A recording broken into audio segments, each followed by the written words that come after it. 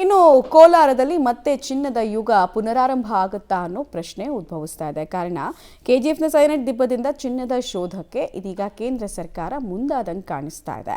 ಕೆಜಿಎಫ್ನಲ್ಲಿ ಚಿನ್ನದ ಗಣಿಗಾರಿಕೆಗೆ ಕೇಂದ್ರ ಸರ್ಕಾರ ಒಪ್ಪಿಗೆಯನ್ನು ಕೊಡ್ತಾ ಇದೆಯಂತೆ. ಸೈನೆಟ್ ದಿಬ್ಬಗಳಲ್ಲಿ ಚಿನ್ನ, ಪಲಾಡಿಯಂ, ರೋಡಿಯಂ ಖನಿಜ, ದಿಬ್ಬಗಳಲ್ಲಿರುವಂತಹ ಖನಿಜ ಸಂಪತ್ತನ್ನು ಹೊರತೆಗೆಯೋದಕ್ಕೆ ಗ್ರೀನ್ ಸಿಗ್ನಲ್ ಅನ್ನು ಕೊಡಲಾಗಿದೆ. ಆಲ್ಮೋಸ್ಟ್ 36,000 ಕೋಟಿ ಮೌಲ್ಯದ ಖನಿಜ ಸಂಪತ್ತು ಈ ಭಾಗದಲ್ಲಿ ಇರುವಂತಹ ಮಾಹಿತಿ ಅಧ್ಯಯನದ ಸಂದರ್ಭದಲ್ಲಿ ಸಿಕ್ಕಿದೆಯಂತೆ.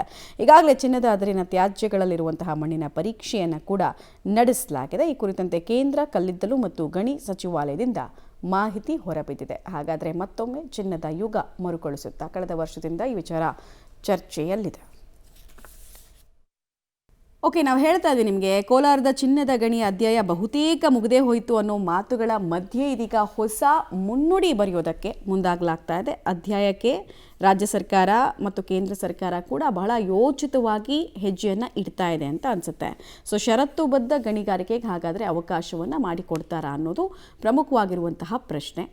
ಯಾವ ರೀತಿ ಮಾಡ್ತಾರೆ? ಮತ್ತು ಲಾಸ್ಟ್ ಟೈಮ್ ಎಲ್ಲ ಈ ವಿಚಾರ ಚರ್ಚೆಗೆ ಬಂದಾಗ ಅಲ್ಲಿ ಪರಿಸರವಾದಿಗಳು ವಿಪರೀತವಾಗಿ ವಿರೋಧವನ್ನು ವ್ಯಕ್ತಪಡಿಸಿದರು. ಸೊ ಎಲ್ಲರನ್ನ ಗಮನದಲ್ಲಿಟ್ಕೊಂಡು ಮತ್ತೊಮ್ಮೆ ಈ ಚಿನ್ನದ ಶೋಧ ಕಾರ್ಯ ಹೇಗಾಗತ್ತೆ ಅನ್ನೋದು ಕುತೂಹಲ.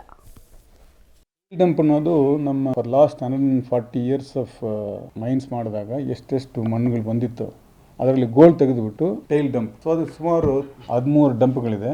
ಇದು ಸುಮಾರು 35ರಿಂದ 38 ಮಿಲಿಯನ್ ಟನ್ಗಳು ಈ ಮಣ್ಣಿದೆ. ಇದರಲ್ಲಿ ಸುಮಾರು 1 ಗ್ರಾಮ್ ಅಷ್ಟು ಮಿನಿಮಮ್ ಗೋಲ್ಡ್ ಅದರಲ್ಲಿ ಇದೆ ಅನ್ನೋದು ನಮಗೆ ಗೊತ್ತಿದೆ. ಇದನ್ನ ಆಕ್ಷನ್ ಮಾಡಿದರೆ ಸುಮಾರು ಕನಿಷ್ಠ 25 ಟನ್ ಗೋಲ್ಡ್ ಅಲ್ಲಿ ಇರುತ್ತೆ. 25 ಟನ್ ಗೋಲ್ಡ್ ಅಂದ್ರೆ ಸುಮಾರು ಸಾವಿರಾರು ಕೋಟಿಗಳು ಅದರಲ್ಲಿದೆ.